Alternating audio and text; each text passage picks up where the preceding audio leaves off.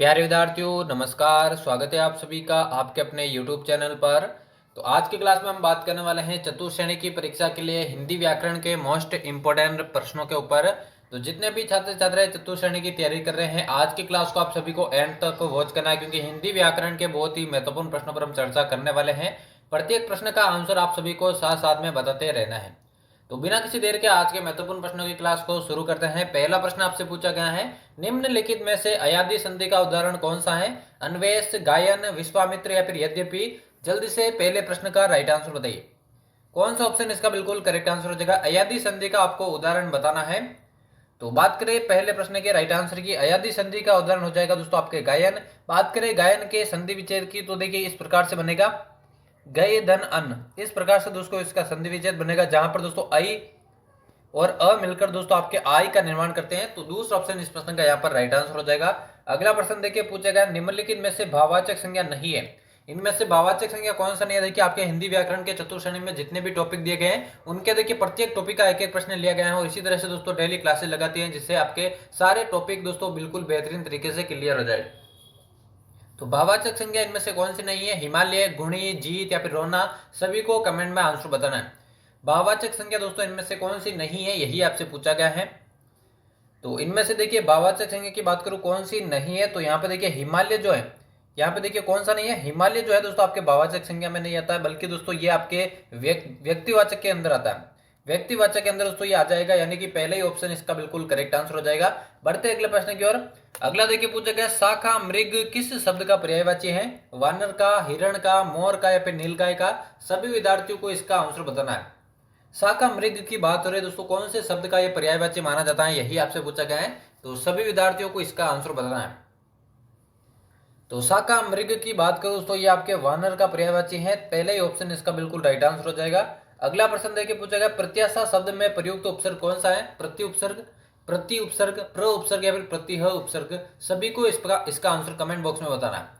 प्रत्याशा शब्द में देखिए आपसे संधि भी पूछा जा सकता है और आपसे उपसर्ग भी पूछा जा सकता है। अगर आपसे संधि पूछे तो इस प्रकार से दोस्तों इसकी संधि बनेगी, और संधि करके दोस्तों इसमें आप जो उपसर्ग है उसका भी पता लगा सकते हैं। तो प्रति धन आशा, इस प्रकार से दोस्तों यहाँ पर दोस्तों ये संधि विच्छेद बनेगा। ई और अ मिलकर दोस्तों या का निर्माण कर रहे हैं, और यहाँ पर दोस्तों हमेशा यण संधि का प्रयोग होगा। तो अगर आपसे उपसर्ग पूछे तो संधि विच्छेद करके उपसर्ग भी आप निकाल सकते हैं। तो बिल्कुल दोस्तों प्रति उपसर्ग का प्रयोग इसमें किया गया है। कौन सा उपसर्ग का प्रयोग किया गया है? तो इसमें आपके प्रति उपसर्ग का प्रयोग किया गया है। पहले ही ऑप्शन इसका बिल्कुल करेक्ट आंसर हो जाएगा। चलिए बढ़ते अगले प्रश्न की ओर। अगला पूछा गया, यह प्रत्यय से निर्मित शब्द कौन सा नहीं है? दाम्पत्य, धैर्य, दर्शनीय या फिर तारुण्य? जल्दी से सभी विद्यार्थी इसका आंसर बताइए। कौन सा शब्द आपके यह प्रत्यय से निर्मित नहीं है, यही आपसे पूछा गया है। तो सभी विद्यार्थी कमेंट बॉक्स में आंसर बताइए। और डेली दोस्तों क्लासेस होती है आपके लिए चतुर्थ श्रेणी के लिए, तो डेली आपको अटेंड करनी है। तो यह प्रत्यय से निर्मित शब्द कौन सा नहीं है? तो आपके देखिए तो धैर्य है, वो यह प्रत्यय, माफ कीजिएगा धैर्य नहीं, दर्शनीय। क्योंकि दर्शनीय में देखिए दर्शन धन ईय प्रत्यय का प्रयोग इसमें हुआ है, ईय प्रत्यय का प्रयोग इसमें हुआ है। तो यहाँ पर यह प्रत्यय नहीं है। तीसरा ऑप्शन इसका यहाँ पर राइट आंसर हो जाएगा। अगला देखिए पूछेगा, तेजस्वी शब्द का विलोम क्या होगा? मेधावी, निस्तेज, आशावादी या फिर कुशल? सभी को कमेंट में आंसर बताना है। तेजस्वी शब्द का सही विलोम शब्द इनमें से क्या होगा? सारे के सारे प्रश्न मोस्ट इंपोर्टेंट है, इसलिए क्लास को आपको बिल्कुल भी मिस नहीं करना है। तेजस्वी शब्द का विलोम क्या होगा, यही आप सभी को बताना है। तो कौन सा ऑप्शन इस प्रश्न का बिल्कुल करेक्ट आंसर हो जाएगा? तेजस्वी शब्द का विलोम शब्द। तो तेजस्वी शब्द का विलोम शब्द होता है दोस्तों आपके निस्तेज, यानी कि बिना तेज के। दूसरा ऑप्शन इसका राइट आंसर हो जाएगा। अगला प्रश्न देखिए, अगला पूछा गया, निम्न में से कौन सा सर्वनाम का प्रकार नहीं है?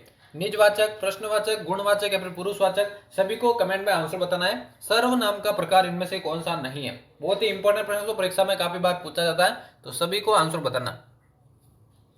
तो सर्वनाम की बात करूं, सर्वनाम दोस्तों हिंदी में जो है 6 प्रकार के होते हैं, और इनमें से देखिए जो सर्वनाम का प्रकार नहीं है वो आपके गुणवाचक है, क्योंकि गुणवाचक हमेशा दोस्तों आपके विशेषण के अंतर्गत आता है। तीसरा ऑप्शन राइट आंसर हो जाएगा। अगला देखिए पूछा गया, निम्नलिखित में से अकर्मक क्रिया कौन सी है? लिखना, पढ़ना, नाचना या फिर देखना? सभी को कमेंट में आंसर बताना है। अकर्मक क्रिया इनमें से कौन सी है? अकर्मक क्रिया और सकर्मक क्रिया, कर्म के आधार पर दो प्रकार की क्रिया होती है, तो इनमें से अकर्मक कौन सी है, यही आपसे पूछा गया। तो अकर्मक जिसमें कर्म प्रयुक्त नहीं होता, तो यहाँ पे देखिए नाचना, नाचना दोस्तों आपके अकर्मक क्रिया के अंतर्गत आती है। तीसरा ऑप्शन इसका राइट आंसर हो जाएगा। अगला पूछा गया, निम्नलिखित में से तत्सम शब्द कौन सा है? संजोग, महीना, पड़ोसी या फिर कुटुंब? सभी विद्यार्थी कमेंट में इसका आंसर बताइए। तत्सम शब्द इनमें से कौन सा हो जाएगा करेक्ट आंसर? सभी को आंसर बताना, कौन सा ऑप्शन इसका बिल्कुल राइट आंसर हो जाएगा। तो इनमें से तत्सम शब्द की बात करूं, देखिए आपके कुटुंब जो है वो आपके तत्सम शब्द है, और इसका जो आपके तद्भव बनेगा वो बनेगा दोस्तों कुटुंब। कुटुंब दोस्तों इसका आपके तद्भव बनेगा। तो चौथा ऑप्शन जिसने भी सही किया वो सभी का यहाँ पर राइट आंसर हो जाएगा।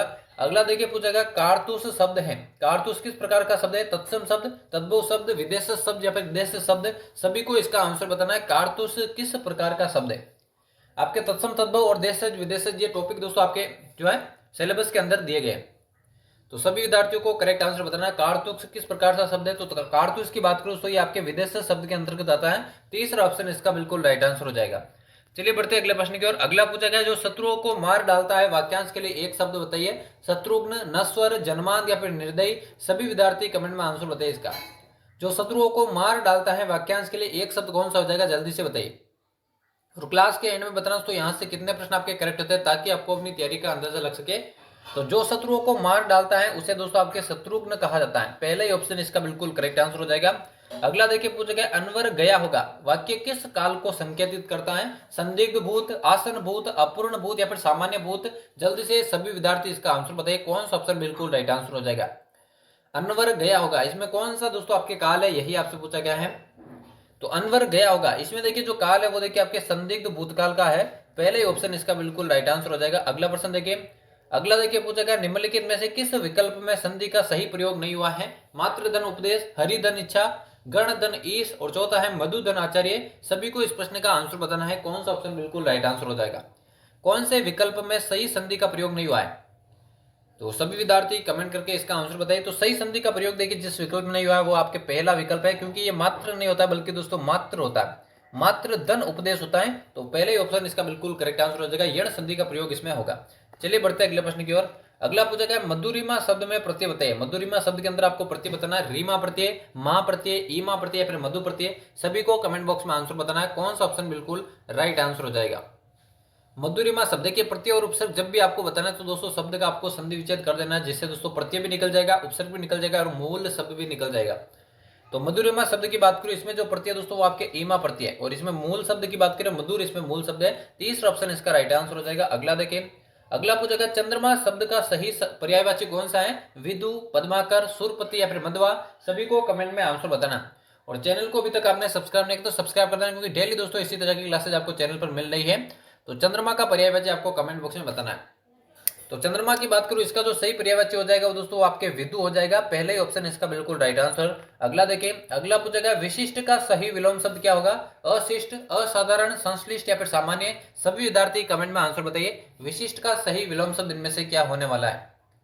बहुत ही महत्वपूर्ण प्रश्न तो एग्जाम में पूछा जाता है, विशिष्ट का विलोम शब्द। तो विशिष्ट के विलोम शब्द की बात करूं, इसका विलोम शब्द हो जाएगा दोस्तों आपके सामान्य। चौथा ऑप्शन इसका बिल्कुल करेक्ट आंसर हो जाएगा। अगला देखिए। अगला पूछा गया किस क्रम में भद्र का तद्भव रूप है?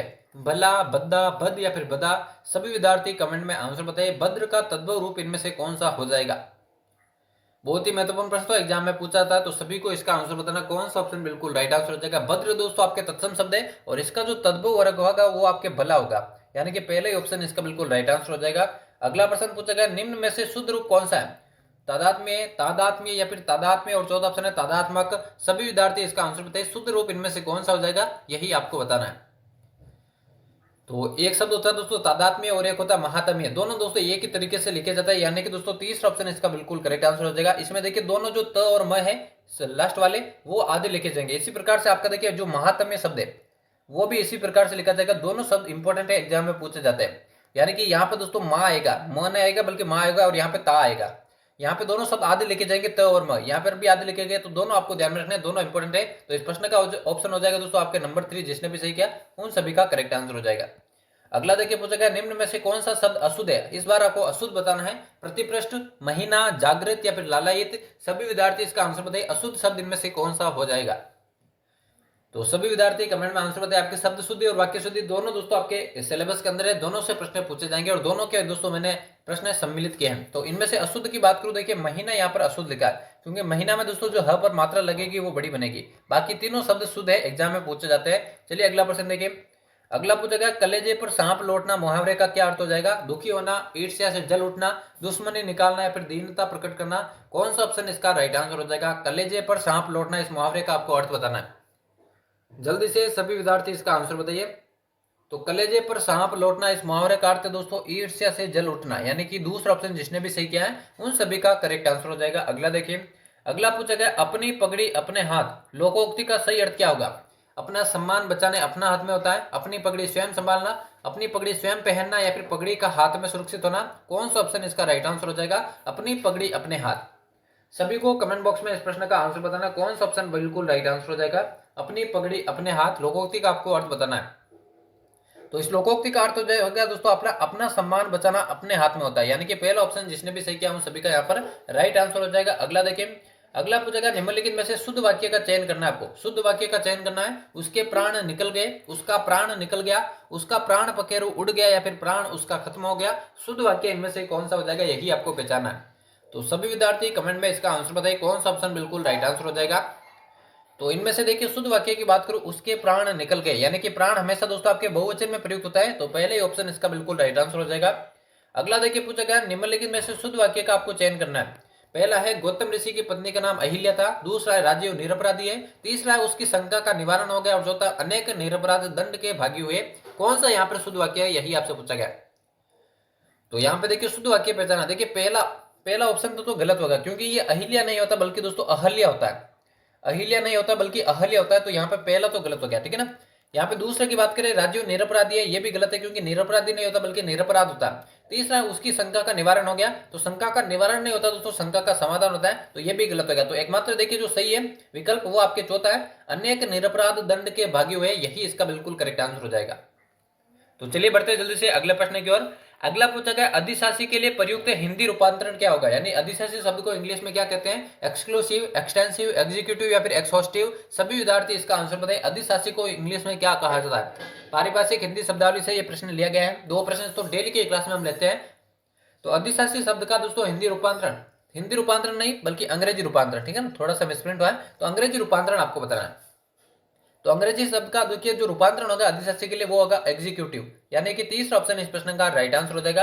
और आज के हिंदी व्याकरण की क्लास का दोस्तों ये लास्ट प्रश्न होने वाला है। यहाँ पर पूछा गया सैंक्शन का हिंदी पारिभाषिक समकक्ष शब्द कौन सा है? छंटनी, अनुस्मारक, संस्वीकृति या फिर यादृच्छिक। सभी विद्यार्थियों को इसका आंसर बताना है। और 25 में से कितने प्रश्न आपके करेक्ट है, ईमानदारी से आपको कमेंट बॉक्स में बताना है, जिससे आपको अपनी तैयारी का मालूम चल सके। तो सैंक्शन का हिंदी पारिभाषिक समकक्ष शब्द कौन सा है? तो जिसने भी दोस्तों तीसरे ऑप्शन को सही किया उन सभी का करेक्ट आंसर हो जाएगा, यानी कि सैंक्शन को हिंदी में दोस्तों संस्वीकृति कहा जाता है। तीसरा ऑप्शन यहाँ पर राइट आंसर हो जाएगा। तो यहाँ पर हमारे चतुर्थ श्रेणी की परीक्षा के लिए हिंदी व्याकरण के मोस्ट इंपोर्टेंट प्रश्नों की क्लास समाप्त होती है। उम्मीद करता हूँ क्लास आप सभी को पसंद आएगी। डेली दोस्तों चैनल पर क्लासेस लगती है, डेली आपको अटेंड करनी है, तो चैनल को आपको जरूर से सब्सक्राइब कर देना, अपने सभी साथियों में क्लास को शेयर कर देना। क्लास आपको कैसी लगी कमेंट में जरूर बताना। तो मिलते हैं किसी नई क्लास में, तब तक लेते हैं आप सभी से अलविदा।